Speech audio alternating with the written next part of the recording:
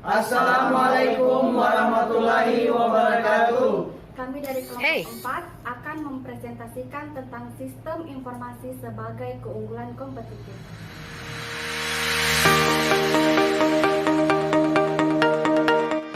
Sistem informasi dan organisasi saling mempengaruhi agar memberi informasi yang dibutuhkan pada suatu bagian tertentu yang penting bagi organisasi.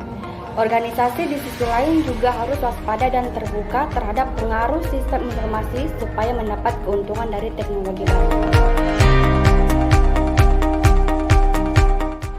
Sistem informasi menjadi alat integral, online, interaktif yang erat kaitannya dengan tiap menit operasi dalam pengambilan keputusan pada organisasi besar. Dalam sebuah perusahaan, terdapat Departemen Sistem Informasi yang merupakan unit organisasi formal yang bertanggung jawab untuk memelihara fungsi sistem informasi di dalam organisasi.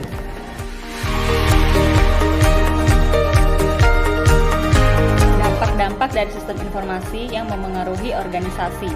Yang pertama, dampak ekonomi. Teknologi sistem informasi sebenarnya ditolak oleh sejumlah manajer media dan pekerja data karena teknologi informasi menggantikan pekerjaannya. Yang kedua, dampak organisasi dan perilaku.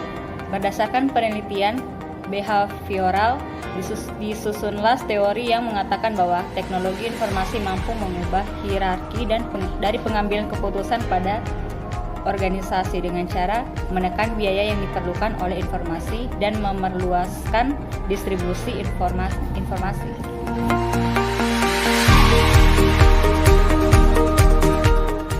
Menggunakan sistem informasi untuk mencapai keunggulan kompetitif.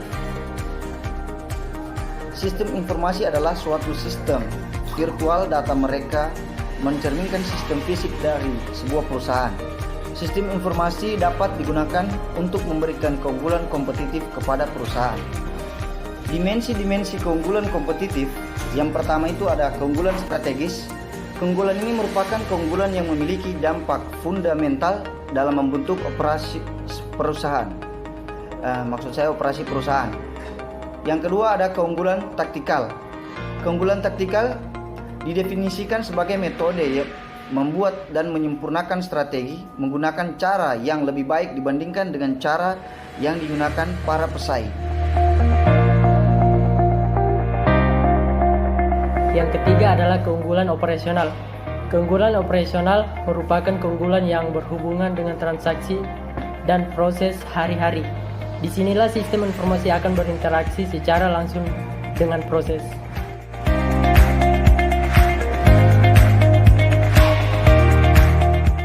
Rantai nilai dari Porter. Rantai nilai dari Porter kita ketahui yaitu ada aktivitas pendukung dan aktivitas utama. Aktivitas pendukung dari rantai nilai Porter yaitu yang pertama infrastruktur perusahaan. Infrastruktur perusahaan di sini yaitu mengarah pada aktivitas akuntansi, keuangan, hukum dan administrasi umum yang penting bagi sebuah perusahaan. Dan yang kedua yaitu sumber daya manusia. Sumber daya manusia di sini yaitu melibatkan aktivitas-aktivitas yang berhubungan dengan perekrutan, pengontrakan, pelatihan dan pemberian kompensasi dan keuntungan bagi pegawai. Dan yang ketiga yaitu teknologi. Teknologi di sini yaitu meningkatkan produk atau jasa.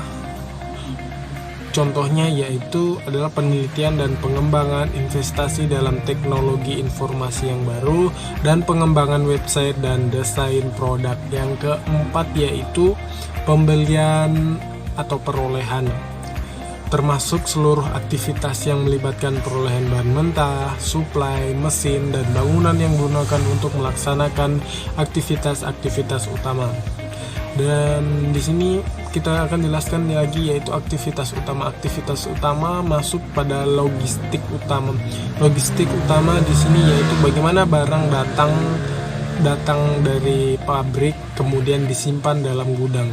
Nah, dari logistik utama kemudian masuk dalam operasi. Operasi di sini yaitu bagaimana karyawan-karyawan di situ mengatur sebuah barang untuk dijual ke konsumen atau pengecer lainnya.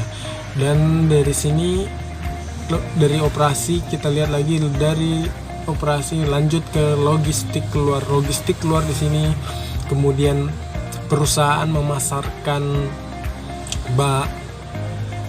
barangnya dengan cara pemesanan, contohnya yaitu dengan cara komputerisasi. Dan yang keempat di sini yaitu pemasaran dan penjualan. Pemasaran dan penjualan yaitu bagaimana perusahaan sudah bisa memasarkan produk dan jasa kepada konsumen. Dan yang terakhir masuk pada pelayanan. Pelayanan di sini yaitu barang sudah masuk pada distributor atau pengecer yang sudah dikeluarkan oleh perusahaan dan akan menghasilkan marginnya. Terima kasih.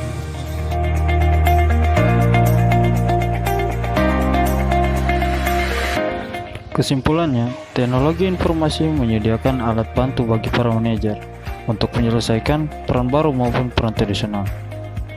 Menemukan cara dalam memanfaatkan teknologi informasi untuk mencapai keuntungan kompetitif pada bisnis, perusahaan, dan level industri merupakan tanggung jawab manajer. Teknologi zaman sekarang dapat mendorong ke arah efisien dan perubahan utama organisasi, mengurangi biaya-biaya transaksi, dan juga menjadi sumber keuntungan kompetitif. Teknologi informasi menawarkan cara-cara baru untuk mengorganisasikan kerja dan menggunakan informasi yang dapat meningkatkan kekayaan serta mempertahankan hidup organisasi. Demikian hasil pemaparan dari kami kelompok 4. Lebih dan kurangnya mohon dimaafkan. Wassalamualaikum warahmatullahi wabarakatuh.